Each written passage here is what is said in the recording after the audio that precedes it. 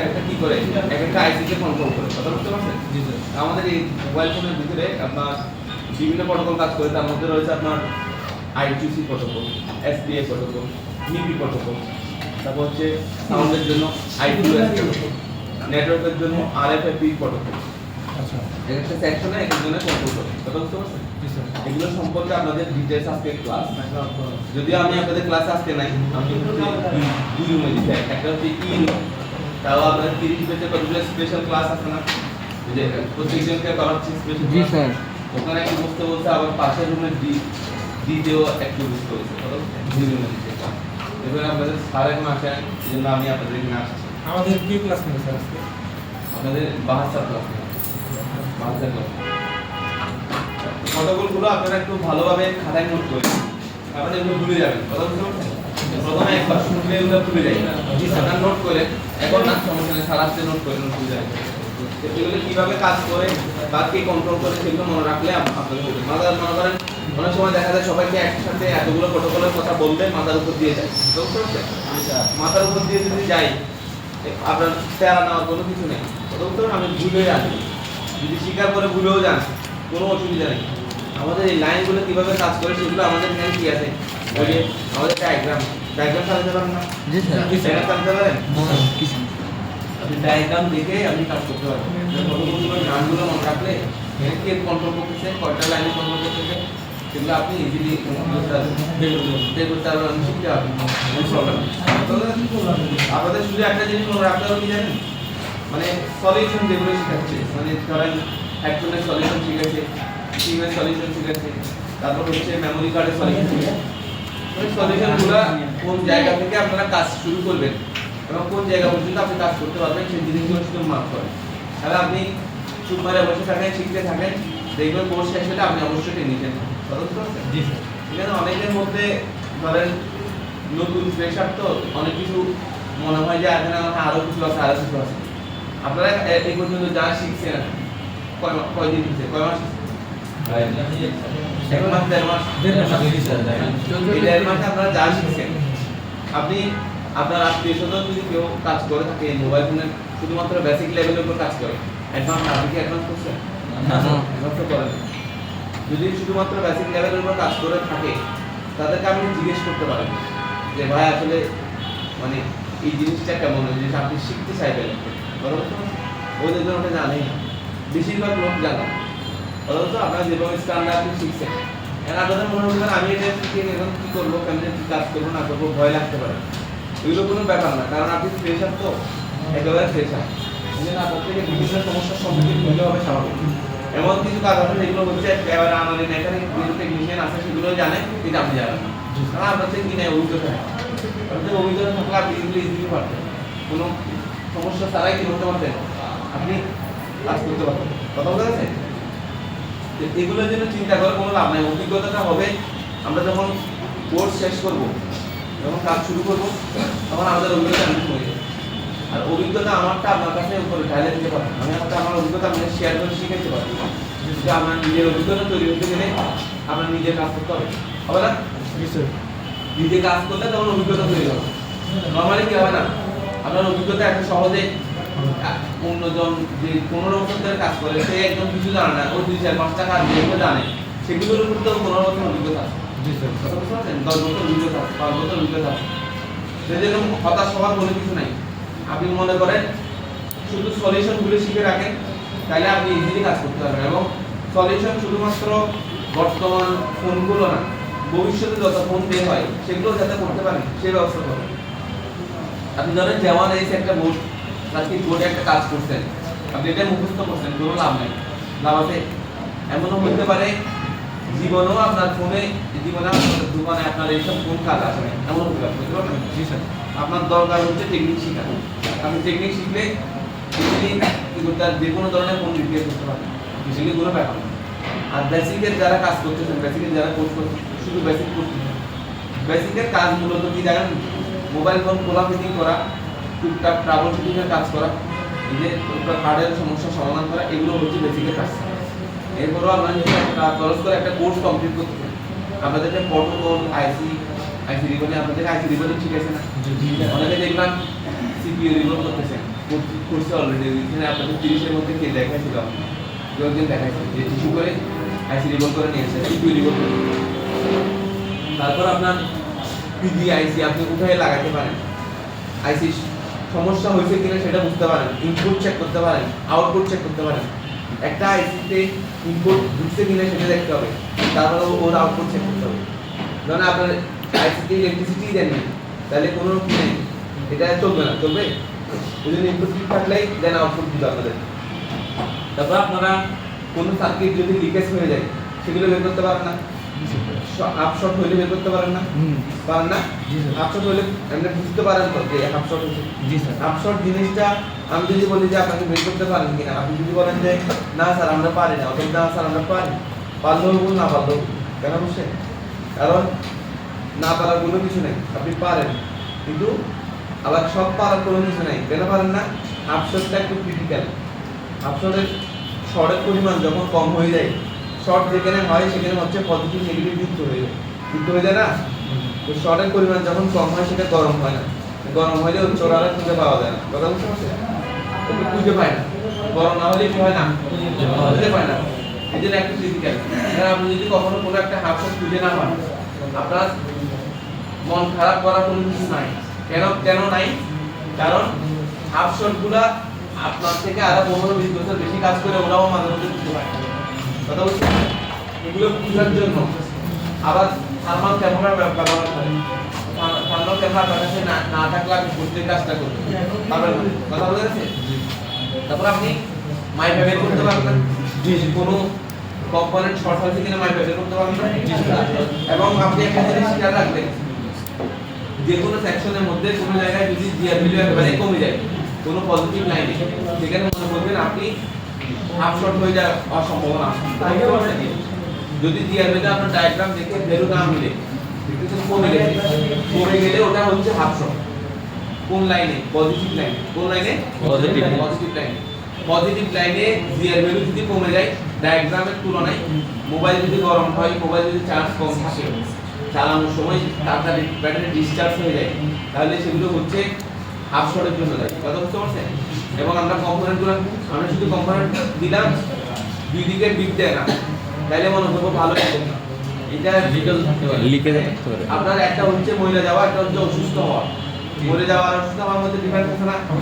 হ্যাঁ, শর্ট হলে একেবারে মরে গেছে, আর অসুস্থ হওয়া মানে ও কাজ করে কিন্তু উল্টাপাল্টা কাজ করে। বুঝলেন? আপনারা আপনার নাম ধরে ডাকা, আপনারা আপনার নাম ধরে ডাকা। কথা বুঝছেন? কি বলতে বুঝা গেছে? এই হচ্ছে ব্যাপার। এই জন্য আপনারা ডায়াগ্রাম দেখে জিআর ভ্যালুগুলো দেখে যদি ভালো মাল্টিমিটার হয় এখানে সাথে মিলে যাবে।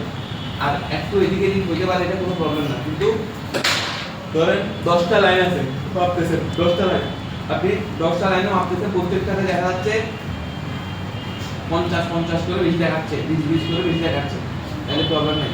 কারণ ওর মাল্টিমিটারের সাথে আপনার মাল্টিমিটার কি হয় না, মিলে না। কত বুঝতে?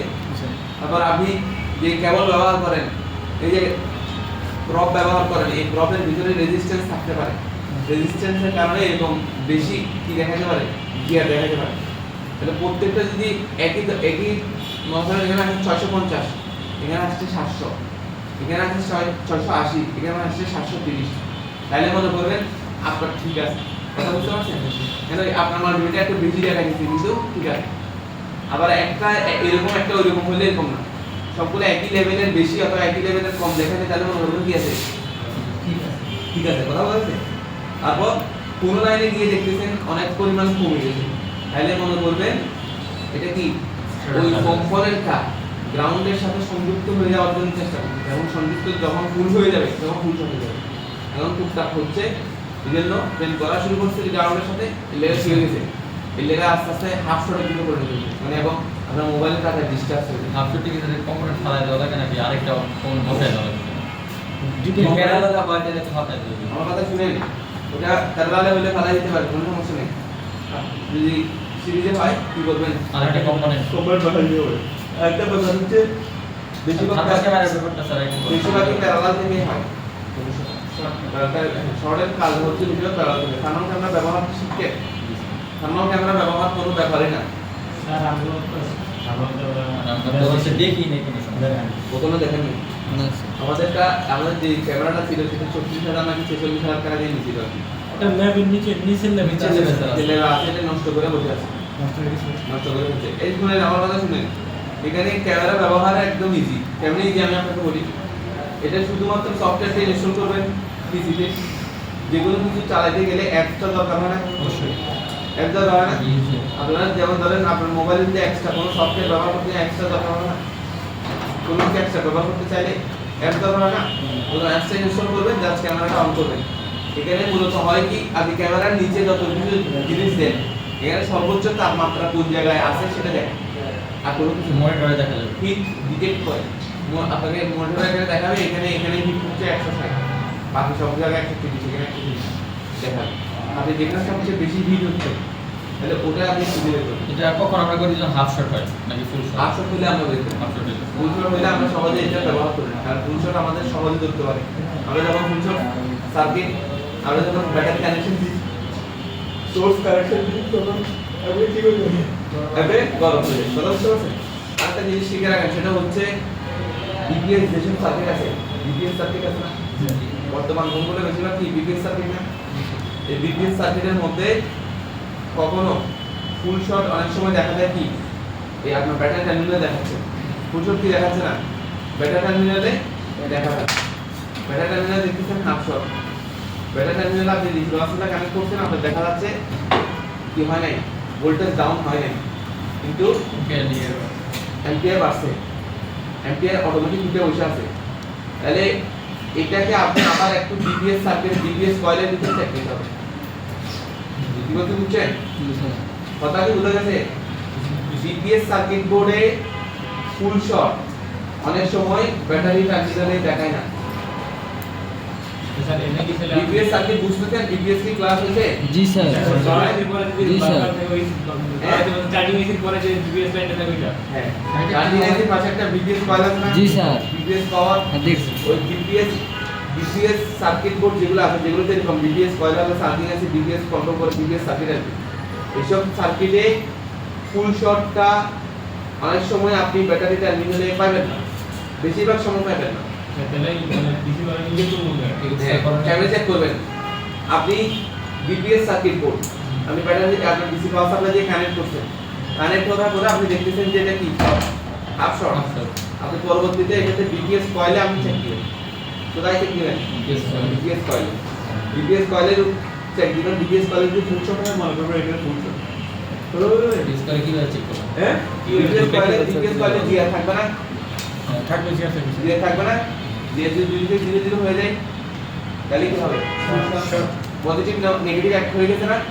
জাহাজে জাহাজে সংঘর্ষ, তখন শর্ট। কথা বলতে গেছে ফুল শর্ট, কথা বুঝছেন? আর যদি বিপিএস করে দেখতে জিআর ভ্যালু কমে গেছে তাহলে হাফ শর্ট। কথা বলতে গেছে? তো এই জন্য বিপিএস কয়েল নিয়ে একটু আপনাদের বুঝতে হবে, কারণ বিপিএস কয়েলগুলোতে যেগুলো বিপিএস সার্কিট বোর্ড আছে সেগুলোতে ফুল শর্ট অনেক সময় আমাদের ইয়াতে দেখায় না, কিন্তু এটা হাফ শর্ট দেখায়। পরবর্তীতে যখন আমরা কয়েলের মধ্যে ভোল্টেজ পুশ করি তখন দেখবেন এটা কয়েল যখন ফুল শর্ট দেখছি, এরপর ভোল্টেজ যখন কয়েলে ধরছি আমার যেখানে সমস্যা সেখানে গরম হয়ে যায়। তো এটা কেন হয় স্যার শুধু বিপিএস? হ্যাঁ, এটা বিপিএস এটা কেন হয় বুঝছেন? প্রশ্ন করতে শুনছেন আপনারা? এই যে কিভাবে আপনি শুনতেছেন, যদি প্রশ্ন করছে বিপিএস কয়েলে কি প্রশ্ন হচ্ছে বলেন? এটা কেন হয় যে আমরা মানে এটা কেন হয়, হাফ শর্ট কেন দেখায়? জি full short mobile half short কেন আপনি দেখায়? কেন দেখে আমরা বিপিএস এটা ব্যবহার করতে চাই? চার্জিং আইসি দায়িত্ব নিয়ে নেয়। চার্জিং আইসি কি দায়িত্ব নেয়? মানে ও ফুল শর্ট হলেও যাতে ফুল শর্টটা ব্যাটারি টার্মিনালে না আসে। এটা কেন নেয়? যাতে ব্যাটারি ফুলে না যায়। ব্যাটারি কি না হয়? ব্যাটারি রক্ষা করার জন্য। ব্যাটারি টার্মিনালে যেসব মোবাইল ফুল শর্ট দেখায় সেগুলো ব্যাটারি ফুলে যায়। আগেকার সময় যখন আমরা মোবাইল ফোন ব্যবহার করতাম, মোবাইল ফোন যদি কোনো কারণে শর্ট হয়ে গেছে, রাত্রে শর্ট হয়ে গেছে, অফিসে আসার পরে শর্ট হয়ে গেছে, যে কোনো একটা সময় যদি শর্ট হয়ে যেত, ব্যাটারি ফুলা প্যাগনেটের মতো এরকম আপনি কি হয়ে মোড়া হয়ে যেত, হয়ে যেত না? প্যাট মোড়া হয়ে যেত না ব্যাটারি? এখনকার সময়ে এরকম প্যাট মোটা ব্যাটারি সহজে দেখেন না স্যার। দামি ফোনগুলো দেখেন না স্যার। কেন দেখেন না? এই কারণে দেখেন। বিপিএস নাই। কথা বোঝা গেছে? এটা চার্জিং আইসি দায়িত্ব নিয়ে নিচ্ছে যাতে কি না হয়, এখানে জাহাজে জাহাজে সংঘর্ষ না হয়। কথা বোঝা গেছে? শর্ট সার্কিট যাতে না। এই জন্য বিপিএস সার্কিট হচ্ছে একটু নিরাপদ সার্কিট। যেসব সার্কিটে ব্যাটারি সহজে নষ্ট হয় না। কথা বুঝতে পারছেন? জি স্যার। তো এটা মাথায় রাখতে হবে। তখন আমাদের ফুল শটটা কেমনে বের করতে হবে। ফুল শটে ক্লাস করছেন না? জি স্যার। ফুল শটটা কেমনে বের করতে হবে আপনাদের ক্লাসে হয়তো শিখাইছি, আমি এরপর আপনাদের একটু ঝালাই দিচ্ছি আর কি, যাতে আপনারা মাথা ঢুকে। কথা বুঝতে পারছেন? ফুল শটটা পাই স্যার, হাফ শটটা হ্যাঁ। না, এই বিপিএস সার্কিটে ফুল শটটা কেমনে বিপিএস সার্কিট আচ্ছা হ্যাঁ। বিপিএস সার্কিটে ফুল শট যদি আপনি খুঁজে বের করতে চান, আপনি কয়েলের উপরে ভোল্টেজ পুশ করেন, কয়েলের যে কোনো টার্মিনালে কি করেন? ভোল্টেজ পুশ করেন।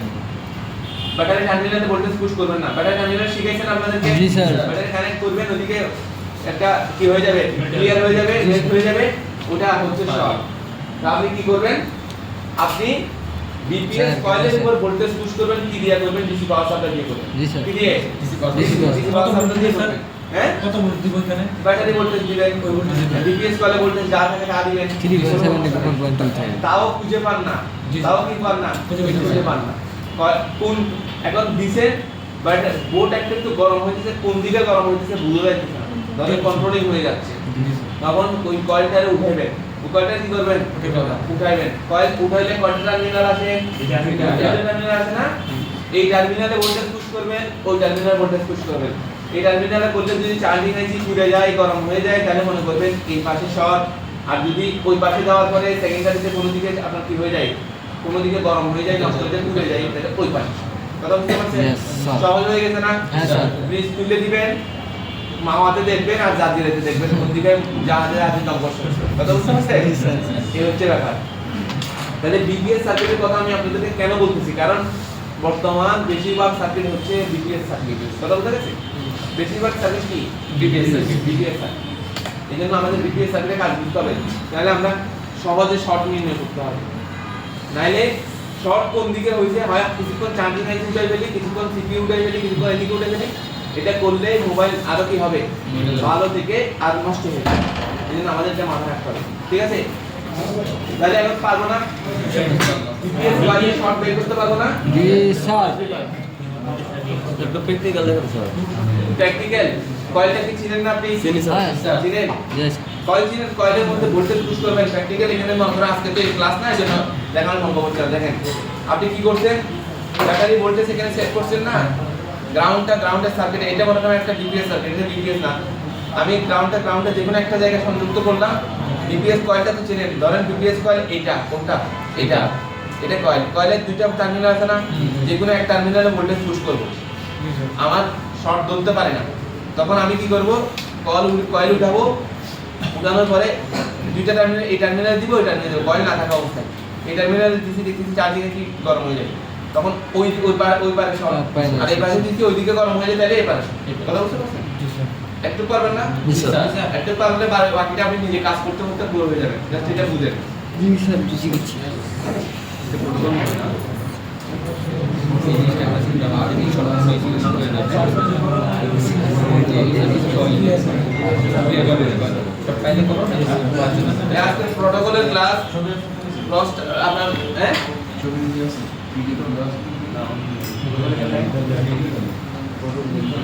আইডিপিএস কে লেওয়া কত দিয়েছে মোটর দাদা লেওয়া